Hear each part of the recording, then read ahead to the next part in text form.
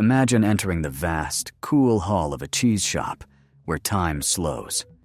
The air is thick and complex, intertwining the aromas of freshly cut grass and damp stone, mushroom soil and sour milk, smoke and the salty sea breeze. Creatures, some days old, some years old, rest like precious stones on oak shelves. Each is more than just a product. It is a place preserved in time. This is a story of 20 such places, 20 universes, each with its own gravity, attracting specific wines, breads, moods, and moments in life. We will begin with the classics, which serve as a foundation, and gradually move on to bolder and more niche flavors, understanding that the world of cheese is as boundless as human ingenuity.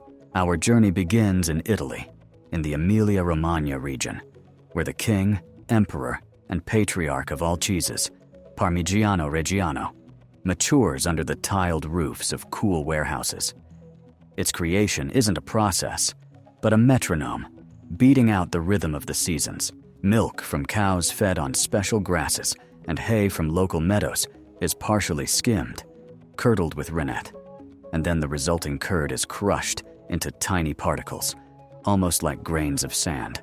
These are boiled in copper cauldrons, which impart subtle mineral notes to the future cheese, then pressed into gigantic molds and immersed in a salt bath. But the true birth occurs later, in the silence and semi-darkness of the maturing warehouses. Here, the wheels, weighing up to 40 kilograms each, lie for months, even years, 24, 36, 50, and more. The masters, like doctors, tap them with tiny hammers, listening for any internal flaws. The strength of this cheese lies in its cosmic concentration. The flavor is multi-layered, initially nutty and creamy, then a deep, meaty, brothy umami punch, and finally, a lingering, salty, savory finish, often studded with crunchy calcium lactate crystals that snap against the teeth like caviar. The texture is firm and grainy, yet not dry. It melts, releasing all this palate. In cooking, it doesn't melt in the traditional sense, but rather acts as a magical enhancer, the finishing touch. It's grated at the very last moment over pasta, risotto, stewed vegetables, or even fruit, and the heat of the dish softens it just slightly, binding all the components into perfect harmony. Its weakness is the flip side of its power. It can mercilessly overpower delicate ingredients, so it's used sparingly and light. Creamy sauces or salads with subtle dressings. It requires careful storage, wrapped in parchment and foil in a cool place, as it easily absorbs odors. And most importantly, its name is protected, and true Parmesan cheese is only the one whose rind is branded with the encircling inscription, Parmigiano Reggiano. A completely different, yet equally influential galaxy of flavors is revealed by French Camembert from Normandy. If Parmigiano is a granite monument, then Camembert is a velvet revolution in the world of cheese. Its history is shrouded in legend. Supposedly, the recipe was passed on to a simple peasant woman, Marie Harel, by a runaway monk from the Brie region during the height of the French Revolution. Regardless, this cow's milk cheese, inoculated with the noble white mold Penicillium camemberti, has become a symbol of sophistication and national pride.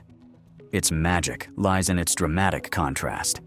Externally, it is a delicate, snow-white disc with a velvety, sometimes slightly fluffy rind. But inside, when properly aged, a miracle occurs.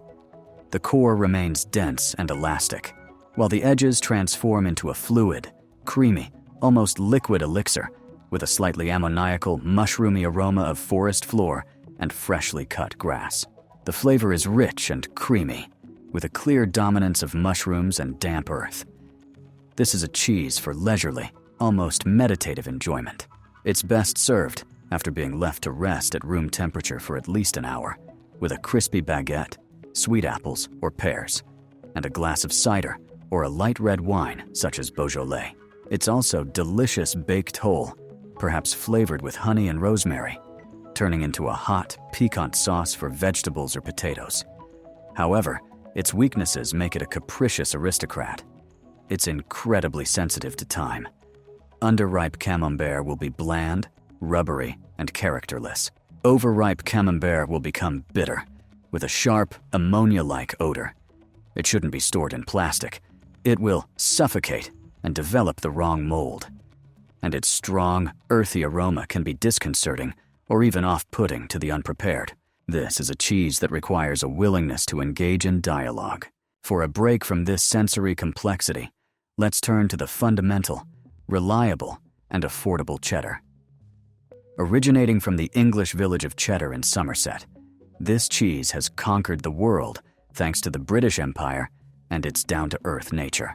Its secret and uniqueness lie in the process of cheddarization.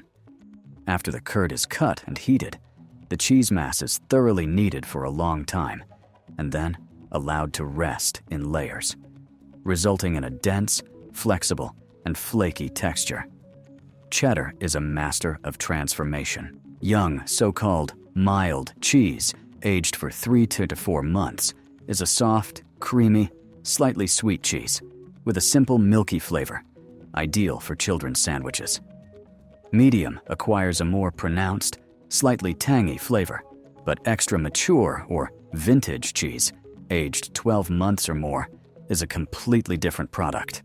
Dry, crumbly, often with large crystals, possessing an intense, sharp, nutty, fruity, almost piquant flavor with a lingering finish. Cheddar's strength lies in its absolute versatility and phenomenal meltability. It is the basis of classic pasta sauce, the soul of hot toast and sandwiches, and the main ingredient in burgers, casseroles, soufflés, and pies. Its aged versions stand alone on a cheese board and pair beautifully with a strong porter or chutney. But this accessibility also conceals its greatest weakness. Being the most produced cheese in the world, it often falls victim to mass production, turning into a bland, insipid, rubbery product with no hint of complexity. True character, density, and depth are found only in farmhouse cheddar or long-aged cheese from responsible producers. Now, let's travel to the clean, cool alpine valleys of Switzerland, home to perhaps the most recognizable and friendly cheese, Emmental. Its signature feature is its large, sometimes cherry-sized, eyes, evenly distributed throughout the cheese. These holes are not defects, but rather the result of propionic acid bacteria, which, during secondary fermentation, release carbon dioxide, which accumulates in the voids. The flavor of true Swiss Emmental is soft, slightly sweet, with distinct notes of hazelnut, fresh milk, and sometimes a hint of sweet straw. The texture is firm and elastic, yet delicate and not rubbery. Its main strength is its impeccable thermonuclear properties. When heated, it melts into a perfectly smooth, silky, and viscous mass that does not separate into fat and protein or become sticky. This makes it the king of fondues, where it's often paired with Gruyere, cheese soufflés, sauces, and the delicious golden crust on baked goods. It's excellent in sandwiches and pairs beautifully with grapes. However, its weakness lies in its relative modesty. Compared to sharp, aged cheddars or bold blue cheeses, its soft, balanced flavor can seem simple and lacking in expression. It's the perfect team player, not a soloist. Furthermore, poor quality, often non-Swiss, Emmental can be overly dry, flavorless, or have irregular, overly large, or uneven holes. To refresh our palate after the alpine sobriety, let's head under the scorching Greek sun to the world's most famous brine cheese, feta. True Greek feta, a protected designation of origin, is made from at least 70% sheep's milk, the rest from goat's milk. After being molded, it is immersed in barrels of brine, where it ages and is stored. The brine is its natural environment, imparting its characteristic moist, crumbly texture and a bright, salty, fermented flavor with herbaceous, spicy, and sometimes even slightly pungent notes stemming from the sheep's specific diet. Feta's strength lies in its ability to create contrast and refresh. In the famous Greek salad, it's not just an ingredient, it's a counterweight. Its saltiness and fattiness balance the sweetness of tomatoes and cucumbers, the tang of red onion, and the acidity of olive oil. It's crumbled into pies, spanakopita tiropita, baked in foil with oregano and olive oil, served with roasted vegetables, watermelon, or simply with olives as a meze. The beauty of feta is that its main drawback, excessive saltiness, is easily remedied. Simply soak the desired piece in cold water or milk for a few hours to soften and refine the flavor. Another weakness is the vast number of imitations made from cow's milk, often called feta cheese or fetaxa. These products are often too sour, rubbery, and lack the depth, piquancy, and grainy texture of sheep's and goat's milk. Leaving the Mediterranean, we head to the cozy, tidy cheese factories of Holland, the birthplace of Gouda. This cheese, named after the city of the same name, is a dynasty of flavors defined by one parameter. Time. Young Gouda, 4-8 weeks, is soft and supple, with a delicate creamy and slightly sweet, nutty flavor. As it matures for 16-18 weeks, it becomes denser, the flavor more pronounced, and slight crystallization appears.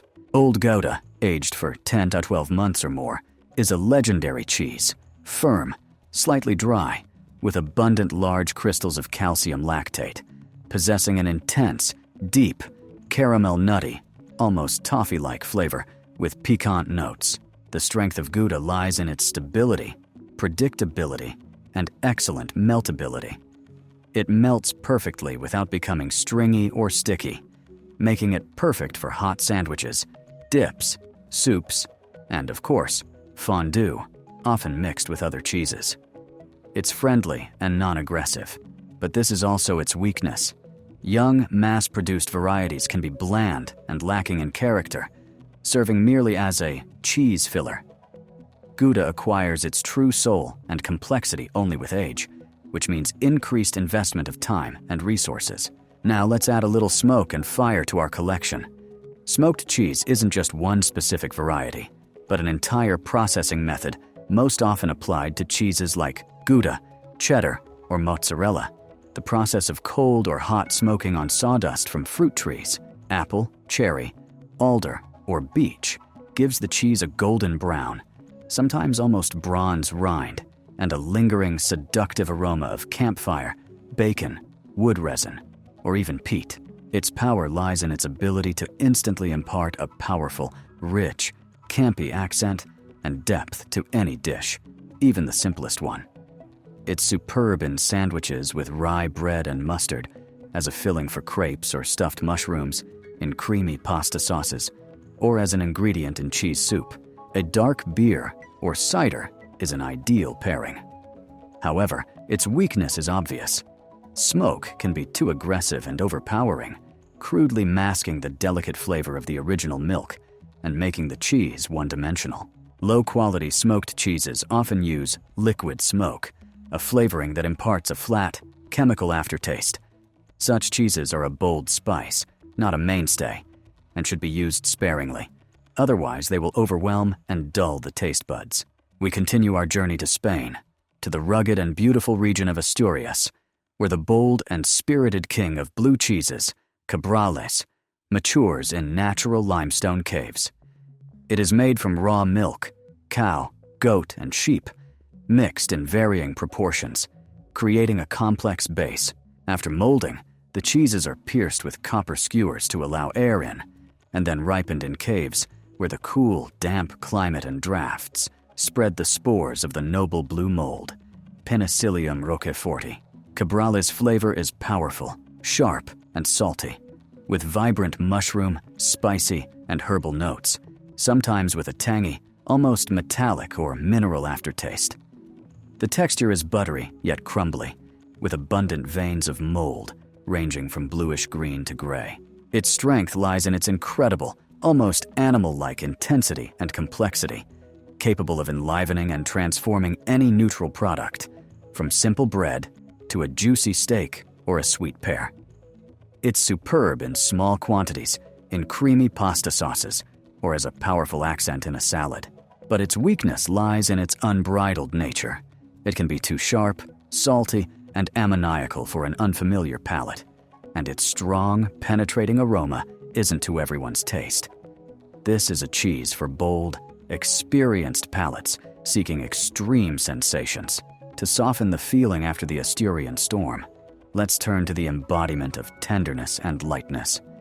Italian burrata is more than just a cheese. It's a gastronomic revelation, an explosion of freshness from Apulia. On the outside, it resembles a ball of fresh mozzarella, tied at the top like a small bag. But inside lies a surprise. The core consists of thin, soft strands of mozzarella mixed with fresh, thick cream. When cut, this creamy, fluid center flows out, creating an incredibly delicate, airy, cloud-like texture. The taste is pure, milky, with a light natural sweetness and a fresh, subtle acidity. Burrata's power lies in its instant ability to transform any dish, even the simplest, into a festive and sophisticated one. It's served with slices of ripe tomatoes and basil leaves, with slices of peach and prosciutto, with sun-dried tomatoes and arugula, simply drizzled with extra virgin olive oil and sprinkled with coarse salt and black pepper. It's the embodiment of Italian summer on a plate, but its weakness is fatal. It's a one-day cheese. It must be eaten within 24 to 48 hours of production. Otherwise, it loses all its magical texture. The cream begins to sour, and the mozzarella becomes rubbery. This pleasure is fleeting, but so vivid that it's worth planning as a special occasion. We'll linger in France, but then we'll travel to the Auvergne region, to the slopes of extinct volcanoes, where Saint-Nectaire is born from the milk of cows grazing on lava soil. This unpasteurized, washed-rind cheese is a member of the smelly family of cheeses, but it possesses a surprisingly refined and approachable character.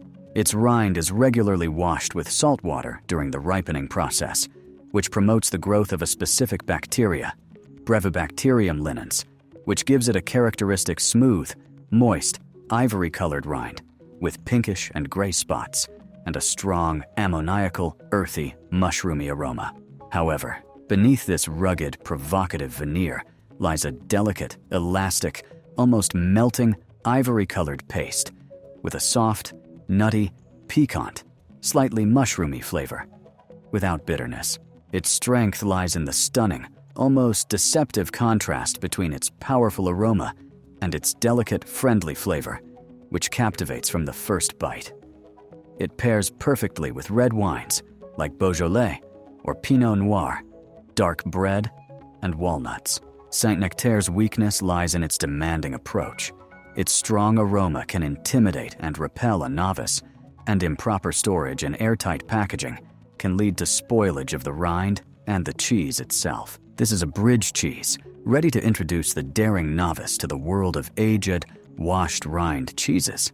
Now let's head to Switzerland, not for the holy Emmental, but for its richer and more famous cousin, Gruyère. Hailing from the canton of Fribourg, it is aged for at least 5 months, often 8, 10, or more. Gruyère has no large holes, only rare small ones, the size of a pea. Its flavor is complex and rich, with notes of caramel, hazelnut, dried fruit, sometimes apricot, and a slight saltiness. With age, it develops piquant, almost spicy notes.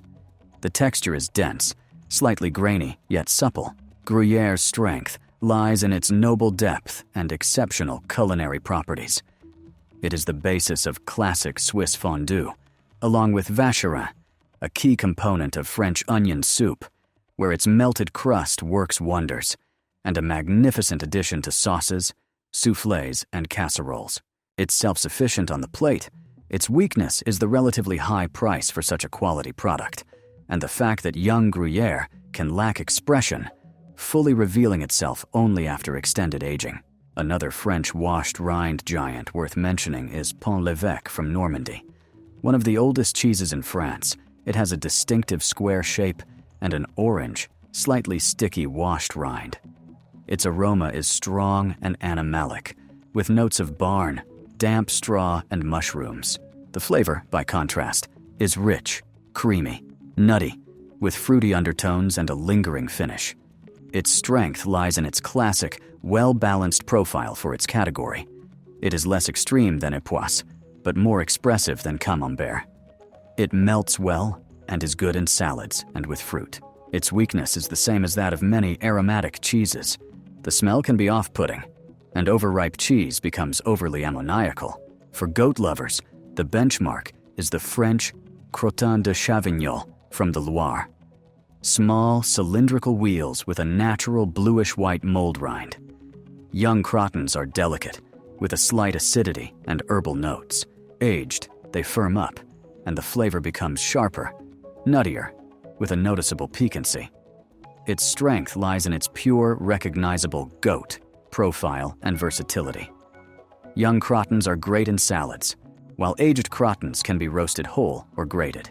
Their weaknesses include a distinctive goat flavor, which isn't to everyone's taste, and their small size, requiring the purchase of several for sharing. Another famous cheese, Edam, will arrive from Holland.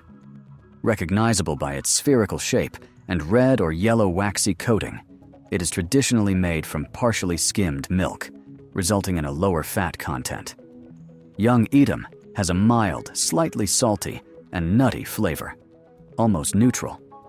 It keeps well. Its strength lies in its dietary properties, long shelf life, and mild flavor, which appeals to children and those who dislike strong cheeses.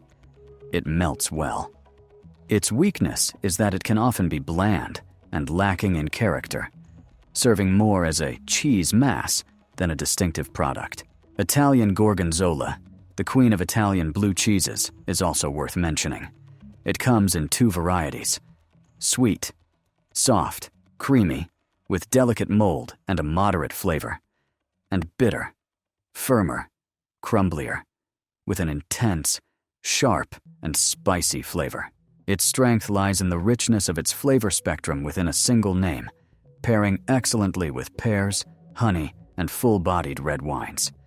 Its weakness is that its strong mold can be off-putting, and the picante flavor can be too aggressive. By contrast, consider a young, bland cheese, Italian ricotta. It's made not from milk, but from the whey left over from the production of other cheeses. Its texture is soft, grainy, and slightly moist. Its flavor is mild, sweet, and milky. Its strength lies in its dietary properties, its tenderness, and its culinary versatility. From pasta fillings and desserts to the base for sirniki. Its weaknesses are its very short shelf life and bland flavor, requiring vibrant accompaniments. Denmark is the birthplace of the famous Danish Blue, an affordable and popular blue cheese made from cow's milk. It has a sharp, salty flavor and a buttery, crumbly texture. Its strength lies in its affordable price and distinctive, tangy taste, making it a great addition to salads and sauces. Its weaknesses include its often industrial production, the potential for preservatives, and its less complex flavor than authentic European alternatives. Let's look to Portugal for the famous Queijo da Serra sheep's milk cheese. This cheese, with a soft, almost runny texture and a vibrant, herbaceous, animalistic flavor, is the pride of the country. Its strength lies in its unique texture and strong, yet pleasant flavor. Its weaknesses are its very limited production region and seasonality. It's only made from November to March, as well as its extremely short shelf life. And finally, we'll conclude our round-the-world tour in the UK, not with cheddar, but with its blue cousin, Stilton. This king of English blue cheeses has a crumbly yet buttery texture and a complex, rich flavor with nutty, mushroomy, and spicy notes, less salty than Roquefort. Its strength lies in its noble, balanced taste and its protected product status, produced in only 3 counties. It pairs perfectly with port. Its weakness is its high price, and the fact that its flavor may be too restrained for lovers of extreme blue cheeses like Cabrales. And each of these 20 cheeses is a separate chapter in the Great Book of Gastronomy. They teach us geography, history, patience, and courage. They show how one basic ingredient can give rise to such fantastic diversity. Understanding their characters, strengths, and weaknesses, you stop simply eating. You begin to read. Read the history of the land, in a hunk of Parmesan. Feel the coolness of a cave in a crumb of Stilton. Sense the summer breeze in the tenderness of burrata. This journey is endless, for behind each name lies the labor of dozens of hands and the wisdom of centuries, and it is worth continuing.